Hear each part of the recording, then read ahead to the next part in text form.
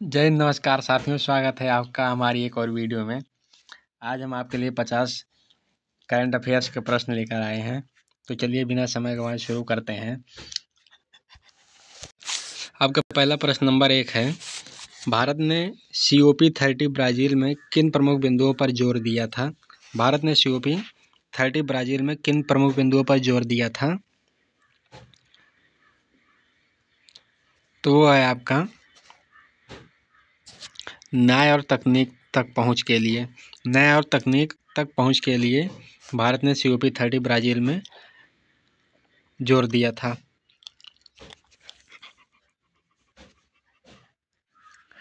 आपका अगला प्रश्न नंबर 2 है, भारत ने कहाँ समावेशी विकास इंक्लूसिव ग्रोथ पर जोर देने की घोषणा की है? तो वो है आपका दिल्ली में। ऑप्शन नंबर सी वाला आपका सही उत्तर हो जाएगा। दिल्ली में भारत ने समावेशी विकास के लिए जोर दिया है। अगला प्रश्न नंबर 3 है, NPCL international payments limited NIPL ने किस देश में UPI भुगतान विस्तार के लिए साझेदारी की है? तो वो है आपका ऑप्शन नंबर बी वाला, मलेशिया में। मलेशिया में UPI भुगतान विस्तार के लिए साझेदारी की है। अगला प्रश्न नंबर 4 है, कौन सा बड़ी त्रिसेवा अभ्यास सर्विस एक्सरसाइज नवंबर 2025 में हो रहा है? तो वो है आपका त्रिशूल। त्रिशूल जो है त्रिसेवा अभ्यास है जो नवंबर 2025 में हो रहा है। अगला प्रश्न नंबर 5 है, उत्तर प्रदेश के कितने जिलों में गंगा उत्सव 2025 प्रारंभ हुआ है? तो वो है आपका 75 जिलों में। 75 जिलों में गंगा उत्सव प्रारंभ हुआ है। अगला प्रश्न नंबर 6 है, नागपुर में किस सांस्कृतिक महोत्सव के लिए 4 नवंबर से ऑनलाइन पंजीकरण शुरू हुआ है? तो वो है आपका खसदार संस्कृत महोत्सव। खसदार संस्कृत महोत्सव के लिए 4 नवंबर से ऑनलाइन पंजीकरण प्रारंभ हुआ है। अगला प्रश्न नंबर 7 है, IMD ने किन राज्यों में 7 नवंबर तक तूफान चमक की चेतावनी दी है? IMD ने किन राज्यों में 7 नवंबर तक तूफान और चमक की चेतावनी दी है? तो वो है कई राज्यों में। कई राज्यों मतलब इसे कुछ राज्यों को छोड़कर कई राज्यों में जो है। अगला प्रश्न नंबर 8 है, भारतीय महिला क्रिकेट टीम ने ICC वर्ल्ड कप 2025 के फाइनल में किनके खिलाफ जीत हासिल की है? तो वो है आपका ऑस्ट्रेलिया के खिलाफ। ऑस्ट्रेलिया के खिलाफ जो है महिला क्रिकेट टीम ने ICC वर्ल्ड कप फाइनल में जीत हासिल की है। अगला प्रश्न नंबर 9 है, भारत ने टन से अधिक शहद निर्यात कर दूसरा सबसे बड़ा शहद निर्यातक देश बना। कितने टन शहद का निर्यात किया था? तो वह है आपका 1.5 लाख टन का। 1.5 लाख टन शहद का निर्यात किया था भारत ने। अगला प्रश्न नंबर 10 है, ईडी ने किस कंपनी की 30.84 बिलियन संपत्ति अटैच की? ईडी ने जो है किस कंपनी की? तो वो है आपका अडानी कंपनी की। अडानी कंपनी की 30.84 बिलियन संपत्ति की अटैच की है। अगला प्रश्न नंबर 11 है, कौन सा देश तंबाकू प्रतिबंध लागू करने का पहला देश था? तो वो है आपका भूटान। भूटान जो है पहला ऐसा देश है जिसमें तंबाकू पर प्रतिबंध लगाया गया था। अगला प्रश्न नंबर 12 है, भारत ने कौन से खनिजों के लिए 7,000 करोड़ की प्रेरणा योजना बढ़ाई है? तो वो है आपका दुर्लभ पृथ्वी चुंबक। दुर्लभ पृथ्वी चुंबक के लिए 7,000 करोड़ की प्रेरणा योजना बढ़ाई है। अगला प्रश्न नंबर 13 है, भारत महिला टीम ने फाइनल में कितने रन से जीत हासिल की है? तो वह आपका 60 रनों से। भारतीय महिला टीम ने 60 रनों से जीत हासिल की है और उन्होंने ऑस्ट्रेलिया के खिलाफ यह जीत हासिल की है। अगला प्रश्न नंबर 14 है, भारत ने किस देश के भूकंप पीड़ितों के लिए मदद का प्रस्ताव किया है? तो वो है नेपाल। नेपाल के भूकंप पीड़ितों के लिए भारत ने मदद की प्रस्ताव रखी है। अगला प्रश्न नंबर 15 है, नागपुर महोत्सव में कौन सी डिजिटल प्रवेश व्यवस्था अपनाई गई है? नागपुर महोत्सव में कौन सी नई डिजिटल प्रवेश व्यवस्था अपनाई गई है? तो वो है आपका QR कोड के द्वारा। QR कोड के द्वारा। अगला प्रश्न नंबर 16 है, किस देश पर पूर्व अमेरिकी राष्ट्रपति ने ताइवान पर हमले की चेतावनी दी है? तो वो है आपका चीन। चीन पर पूर्व अमेरिकी राष्ट्रपति ने ताइवान पर हमले की चेतावनी दी। अगला प्रश्न नंबर 17 है, रन फॉर यूनिटी कार्यक्रम किस अवसर पर आयोजित हुआ है? रन फॉर यूनिटी कार्यक्रम जो है वो सरदार वल्लभ भाई पटेल की 15वीं जयंती पर, सरदार वल्लभ भाई पटेल की 15वीं जयंती पर रन फॉर यूनिटी कार्यक्रम का अवसर जो है आयोजित हुआ है। अगला प्रश्न नंबर 18 है, किस राज्य के एचडीआई में प्रगति को लेकर राष्ट्रपति ने सराहना की है? किस राज्य के एचडीआई में प्रगति को लेकर? वो है आपका सिक्किम के। सिक्किम की प्रगति को लेकर एचडीआई प्रगति जो है सिक्किम की, उसे लेकर राष्ट्रपति ने सराहना की है। अगला प्रश्न नंबर 19 है, यूएई ध्वज दिवस पर ग्लोबल विलेज ड्रोन शो कहाँ हुआ?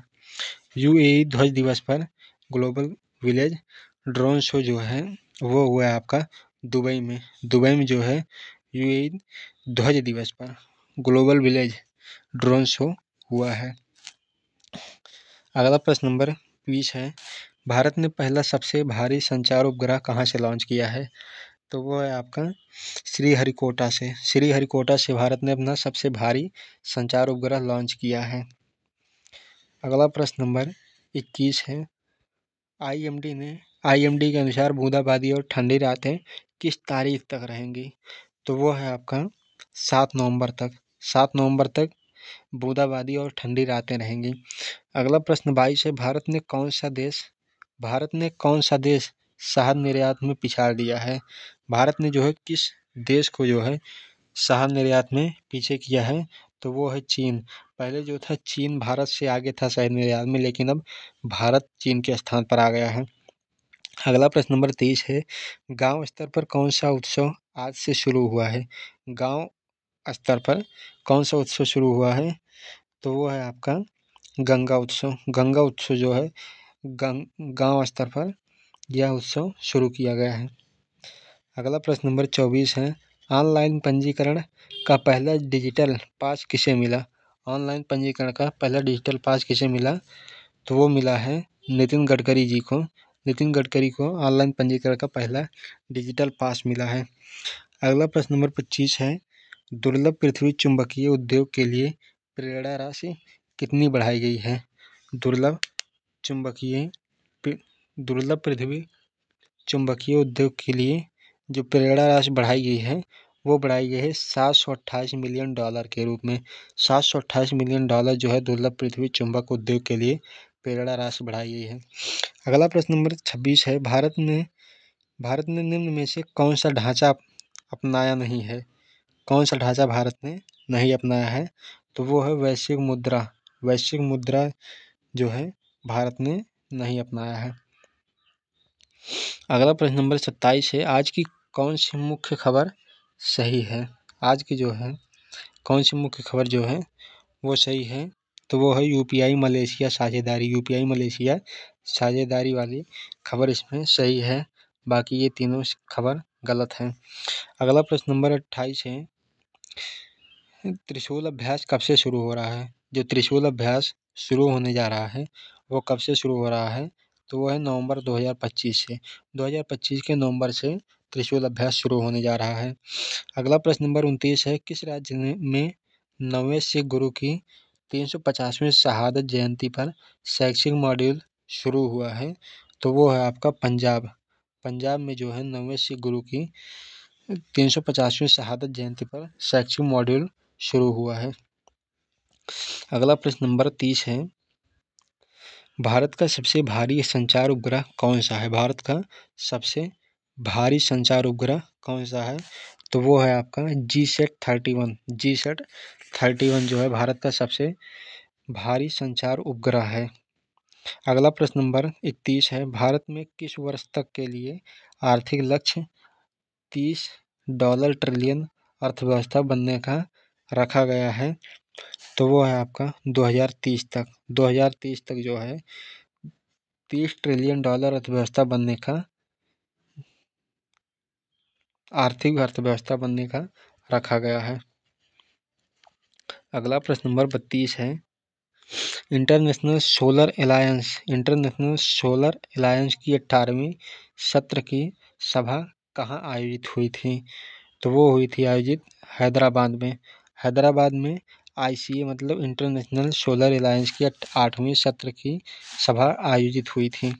अगला प्रश्न नंबर 33 है, भारत में बंदरगाह क्षमता 2025 तक लगभग कितनी मिलियन मीट्रिक टन प्रति MMTPA पहुंच चुकी है? तो वो है आपका 2762 MMTPA मतलब मिलियन मीट्रिक टन प्रति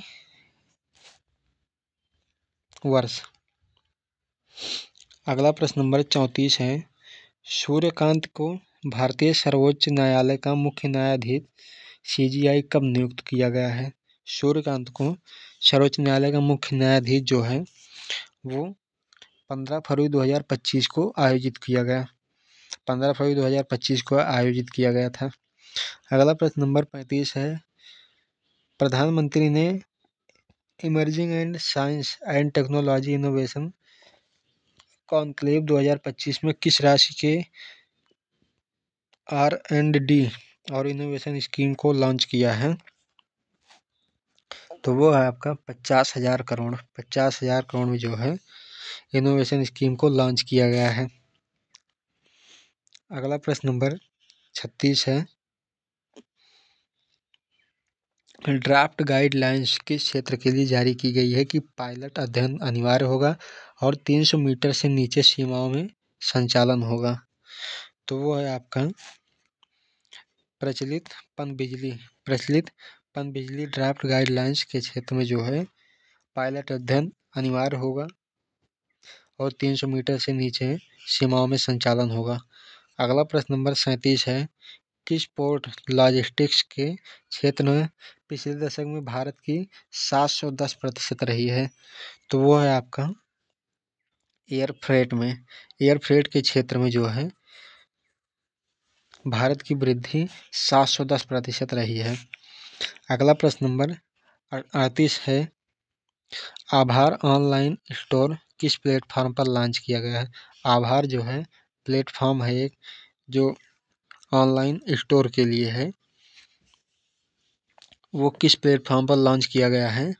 तो वो आपका प्लेटफॉर्म है ई श्रम प्लेटफॉर्म पर यह लॉन्च किया गया है। अगला प्रश्न नंबर 39 है, भारत ने अगले 2025 वर्षों में अपनी अर्थव्यवस्था को किस स्तर तक ले जाने का लक्ष्य रखा है? भारत ने जो है 20-25 सालों में किस स्तर तक अपनी अर्थव्यवस्था को ले जाएगा? तो वो है आपका $35 ट्रिलियन की अर्थव्यवस्था पर ले जाएगा भारत। अगला प्रश्न नंबर 40 है, भारत आसिया प्रशांत क्षेत्र के में बढ़ती आपसी निर्भरता को सुदृढ़ करने के लिए किस मंच समूह की सदस्य है? तो वो है एशियन मतलब आसियन जो है आसियन मंच की सदस्य है। प्रश्न नंबर 41 है, भारत मोरक्को ने किस क्षेत्र में रक्षा सहयोग समझौता किया है? भारत मोरक्को ने किस क्षेत्र में रक्षा सहयोग समझौता किया है?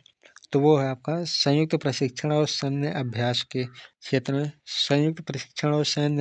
क्षेत्र में भारत मोरक्को ने रक्षा सहयोग का समझौता किया है।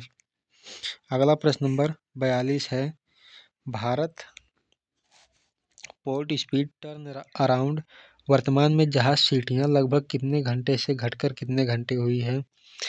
तो वो है आपका 93 घंटे से 48 घंटे हो गया है 93 घंटे से 48 घंटे हो गया है।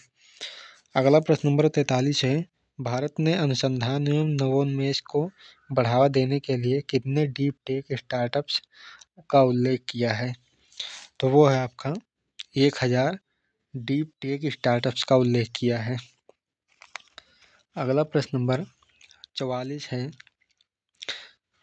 भारत के अनुसंधान एवं विकास व्यय R&D एक्सपेंडिचर पिछले दशक में लगभग कितनी गुना बढ़ी है?